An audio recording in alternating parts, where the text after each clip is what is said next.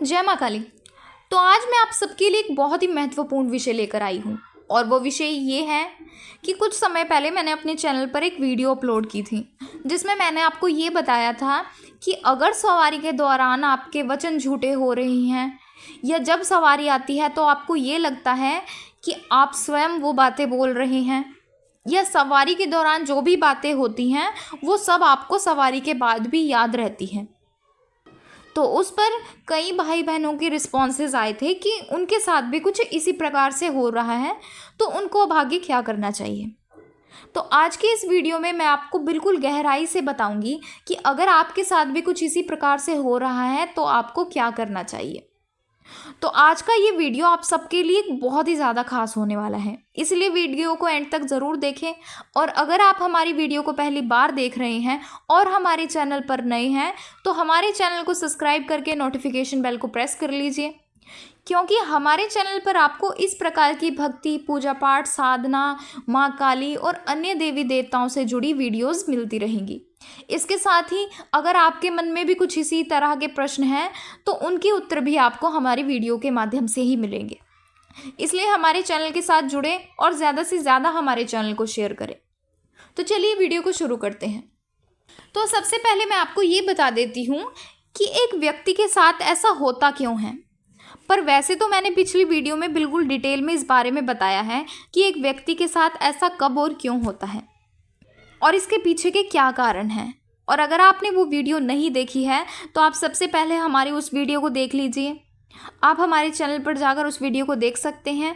और उस वीडियो का लिंक भी मैंने नीचे डिस्क्रिप्शन में डाल दिया है, आप वहाँ से जाकर भी उस वीडियो को चेक कर सकते हैं। पर जिन्होंने वो वीडियो नहीं देखी है मैं उनके लिए थोड़ा सा बता देती हूँ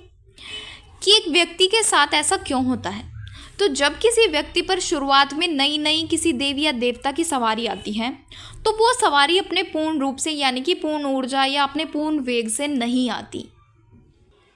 मतलब उस सवारी की कुछ परसेंट ही उस व्यक्ति के शरीर में आते हैं।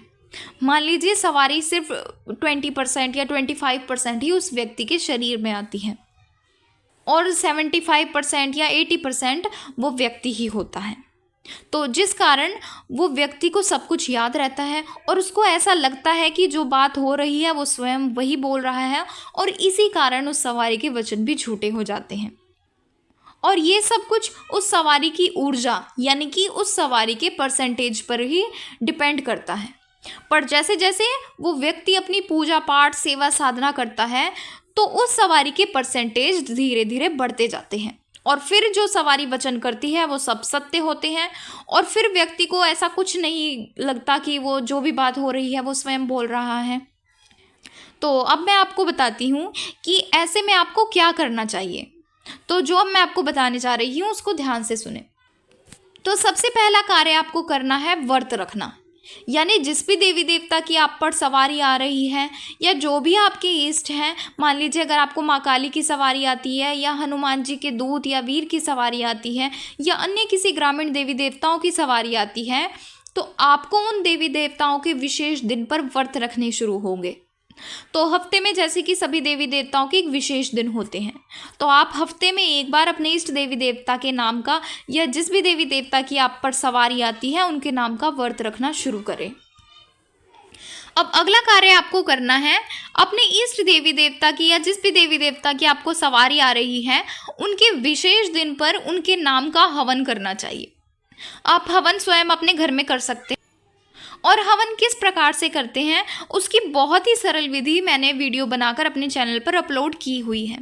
आप वहां से जाकर चेक कर सकते हैं कि हवन कैसे किया जाता है, क्योंकि हवन करने से आपकी ऊर्जा बहुत ही तीव्रता से बढ़ती है और ऊर्जा बढ़ने से ही आपकी सवारी की परसेंटेज भी बढ़ती है।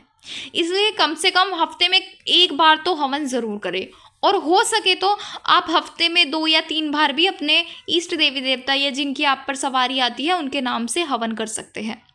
और हवन आपको उन मंत्रों या उन पाठ का करना है जो आप अपने इष्ट देवी देवता के लिए रोजाना जप करते हैं, यानी जो आप सुबह शाम जो भी मंत्र जाप या पाठ करते हैं अपने इष्ट देवी देवता का, मतलब जिनकी आपके ऊपर सवारी आ रही है, उसी मंत्र या पाठ से हफ्ते में कम से कम एक बार हवन तो ज़रूर करें। अब अगला कार्य आपको करना है, हफ्ते के एक दिन अपने इष्ट देवी देवता या जिनकी आपके ऊपर सवारी आ रही है उनके मंदिर ज़रूर जाएं। जैसे शनिवार को माँ काली का दिन होता है तो उस दिन माँ काली के मंदिर जाएं, और आप अपने घर के आसपास वाले मंदिर भी जा सकते हैं और वहाँ पर आपको माँ काली की सेवा करनी होगी। सेवा में आपको वहाँ पर झाड़ू पोछा कर सकते हैं या माँ को स्नान करा सकते हैं या श्रृंगार कर सकते हैं, पर सबसे बड़ी सेवा वहाँ पर सफाई की होती है। आप ज़्यादा से ज़्यादा वहाँ पर मंदिर में सफाई करें और हो सके तो आप रोज़ाना भी मंदिर जा सकते हैं। और अगर आप रोज़ाना मंदिर जाते हैं तो आपको बहुत ही ज़्यादा अपने इष्ट देवी देवता की कृपा प्राप्त होती है। अब अगला कार्य आपको करना है, कम से कम महीने में एक बार जिनकी आपके ऊपर सवारी आ रही है उस देवी या देवता के सिद्धपीठ मंदिर जाना शुरू करें। अगर आप चाहते हैं कि सवारी के दौरान आपके वचन बिल्कुल सत्य हों और जो भी आपके इष्ट या देवी देवता हैं या जिनकी आपके ऊपर सवारी आ रही है वो आपकी विनती को तुरंत स्वीकार करें, तो आप महीने में कम से कम एक बार अपने उस देवी देवता के मंदिर जाना शुरू करें। आपको उनके मंदिर जाना होगा। और सिद्धपीठ मंदिर यानी कि जो भी उस देवी देवता का मुख्य मंदिर होता है, जैसे माँ काली का कई सिद्धपीठ मंदिर हैं या गोगा हरवीर जी का जैसे बागड़ में है, तो इस तरह से सभी देवी देवताओं का एक सिद्धपीठ मंदिर ज़रूर होता है। आप महीने में एक बार उनके सिद्धपीठ मंदिर जाना ज़रूर करें और फिर अपने जीवन में आप स्वयं उन बदलावों को महसूस कर सकते हैं। उसके बाद अगला कार्य है, जिनकी भी आपको सवारी आती है आप उनके नाम का हफ्ते में एक बार अंग्यारी या कपूर पर भोग देना शुरू करें। और ध्यान रहे कि आपको भोग कपूर या अंग्यारी के माध्यम से ही देना है, यानी कि अग्नि के द्वारा आपको अपने इष्ट देवी देवता को या जिनकी आपके ऊपर सवारी आ रही है उनको भोग देना है। और आप हफ्ते का कोई एक दिन निर्धारित कर सकते हैं या आप उनके विशेष दिन पर उनको भोग दे सकते हैं। तो इस प्रकार से जिनकी भी आपके ऊपर सवारी आती है आप उनको हफ्ते में एक बार भोग देना शुरू करें और सबसे पहले उनको लौंग और बताशे का भोग दें और फिर आपकी जो इच्छा है आप उनको भोग लगाएं, जो भी आप उनको भोग लगाना चाहते हैं, जैसे हलवा, पूरी, खीर या जो भी आपके पास उस समय है। इसके साथ ही उनके सहायक देवी देवताओं को भी भोग दें या अन्य जिन भी देवी देवताओं की आपके ऊपर सवारी आ रही है उन सबको 2-2 लौंग का भोग ज़रूर दें। सहायक देवी देवता यानी कि जो उस मुख्य देवता के साथ चलते हैं, जैसे अगर आप माँ काली को भोग लगा रहे हैं तो आप माँ काली के साथ हनुमान जी और बाबा भैरवनाथ जी को भी ज़रूर 2 लौंग का भोग लगाएं। अब अगला कार्य आपको करना है, जिनकी भी आपको सवारी आती है उनकी साधना करें, क्योंकि साधना से बहुत ही ज़्यादा जल्दी आपकी इष्ट की कृपा आपको प्राप्त होती है और आपकी ऊर्जा में वृद्धि होती है। इसलिए आप चाहे तो 3 दिन की भी साधना कर सकते हैं या 11 दिन की साधना कर सकते हैं या 21 दिन की साधना कर सकते हैं या 41 दिन की साधना कर सकते हैं, पर कम से कम महीने में एक बार अपने इष्ट देवी देवता की या जिनकी आपके ऊपर सवारी आ रही है उनकी साधना ज़रूर करें। आप चाहे तो 3 दिन की साधना भी कर सकते हैं, आप महीने में 3 दिन की साधना कर लें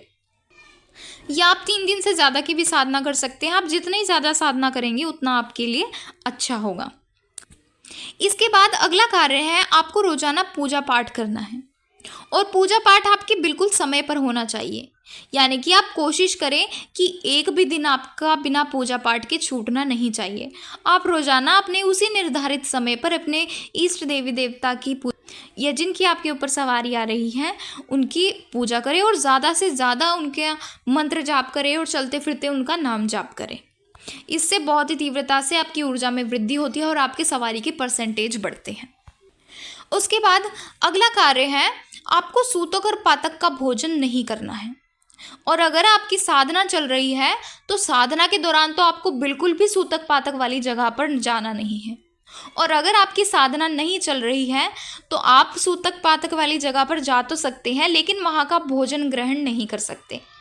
क्योंकि ऐसी जगह का भोजन ग्रहण करने से आपकी ऊर्जा में कमी आ सकती है। और जिन व्यक्तियों को नहीं पता कि सूतक पातक क्या होता है तो उनको मैं बता देती हूँ। सूतक यानी कि जब किसी बच्चे का जन्म होता है तो उसको सूतक कहते हैं, और जब किसी व्यक्ति की मृत्यु होती है तो उसको पातक कहते हैं। तो इस दौरान आपको 1.25 महीना तक ऐसी जगह पर नहीं जाना होता, यानी कि जब किसी व्यक्ति की मृत्यु हुई हो या तो किसी व्यक्ति के घर में किसी बच्चे का जन्म हुआ हो, आप ऐसी जगह पर ना तो आप खा सकते हैं, ना ही आप वहाँ का पानी भी पी सकते हैं। अब अगला कार्य है, आपको जिस भी देवी देवता की सवारी आती है उनके विशेष दिन पर आपको ब्रह्मचर्य का पालन करना होगा। तो इस तरह से ये थे कुछ कार्य जिनको आप करने से आपकी ऊर्जा में बहुत ही ज़्यादा वृद्धि होगी। और अगर आपके साथ भी कुछ इसी प्रकार से होता है कि सवारी के दौरान आपको सब कुछ याद रहता है, या सवारी के दौरान जो भी वचन होते हैं वो झूठे हो जाते हैं, या जब भी सवारी के दौरान कोई बात होती है और आपको लगता है कि वही आप बोल रहे हैं, तो आप इन कार्यों को ज़रूर करें और आपके साथ ऐसा होना बंद हो जाएगा। और फिर आपके सवारी के वचन भी सत्य, और फिर आपको ऐसा भी नहीं लगेगा कि जो भी बात हो रही है आप उसको स्वयं बोल रहे हैं। और ऐसा इसलिए होता है जब सवारी की ऊर्जा कम होती है, लेकिन अगर आप इन सभी कार्यों को करते हैं तो आपकी ऊर्जा में कहीं ज़्यादा वृद्धि होगी और फिर आपके साथ इस तरह की समस्याएं बिल्कुल भी नहीं आएंगी। तो इसलिए इन कार्यों को अपने जीवन का एक नियम बना लीजिए कि आपको ये कार्य करने ही करने हैं, चाहे जो मर्जी हो। तो अगर आपको ये जानकारी पसंद आई है तो वीडियो को लाइक करें और ज़्यादा से ज़्यादा इस वीडियो को शेयर करें, ताकि अगर अन्य व्यक्तियों के साथ भी कुछ इसी प्रकार से होता है तो वो भी इन कार्यों को करें